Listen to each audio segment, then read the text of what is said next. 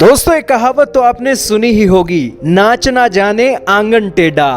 पाकिस्तान और तुर्की इन दिनों एफएटीएफ की ग्रे लिस्ट के अंदर क्या है, इन्होंने तो आंगन को ही टेढ़ा कहना शुरू कर दिया है।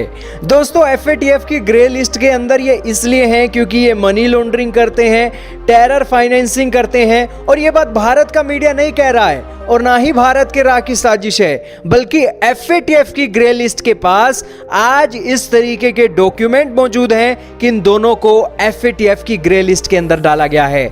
अब दोस्तों, ये सबूत एफएटीएफ के पास है, लेकिन फिर भी तुर्की का मीडिया हो, पाकिस्तान का मीडिया हो, वो अब ये कहने लग रही हैं कि एफएटीएफ की जो एक वॉच लिस्ट है वो अब पूरी तरीके से बाइस्ड हो गई है, वेस्टर्न कंट्रीज के इशारे पर चलती है और उस कारण से ये एक गरीब देशों को निशाना बनाती है। अब दोस्तों, इनकी बात को एक मिनट के लिए सच मान दिया जाए तो इनकी पोल पट्टी खुद ब खुद खुल जाती है। अब ये कह रहे हैं कि वेस्टर्न कंट्रीज साजिश करती हैं, तो दोस्तों वेस्टर्न कंट्रीज के तो दुश्मन आज बहुत सारे हैं, अकेले पाकिस्तान और तुर्की थोड़ी हैं। चाइना इतना बड़ा दुश्मन रहा, रशिया इतना बड़ा दुश्मन रहा, तो आखिरकार उनको इस लिस्ट में क्यों नहीं डाला जाता है? लेकिन दोस्तों, आपको भी पता है कि क्यों नहीं डाला जाता है।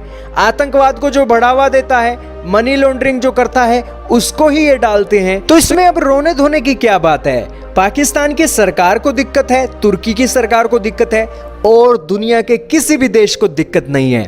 दोस्तों, पाकिस्तान के मीडिया की ये न्यूज़ आप देख लीजिए, डॉन न्यूज़ ने एडिटोरियल लिखा है, उसमें उसने छापा है कि पाकिस्तान की सरकार को ये मानना पड़ेगा कि एफएटीएफ की ग्रे लिस्ट से बाहर निकलना है तो इसको लेकर कोई भी शॉर्टकट नहीं है। आपको सभी के सभी रिक्वायरमेंट पूरी करनी होगी, तभी एफएटीएफ आपको बाहर निकालेगा। अब दोस्तों, इस तरीके से बाइस्ड कह देना, और पाकिस्तान का मीडिया भी सच्चाई जानता है कि आतंकवादियों को किस तरीके से खुली छूट मिलती है पाकिस्तान के अंदर, तभी तो ये एडिटोरियल लिख रहा है। आज डॉन न्यूज़ कितना बड़ा न्यूज़पेपर है दोस्तों, उसने कहा है पाकिस्तान की सरकार को कि पाकिस्तान की सरकार को पहले ये मानना होगा कि पाकिस्तान इस लिस्ट से बाहर निकलना चाहता है तो कोई भी शॉर्टकट उसे बाहर नहीं निकाल सकता है। उसे जमीनी स्तर पर आतंकवादियों के ऊपर कार्रवाई करनी होगी, सारे एक्शन प्लान पूरे करने होंगे, तब भी वो बाहर निकलेगा। अब दोस्तों, ये पाकिस्तान के मुंह पर जोरदार तमाचा है।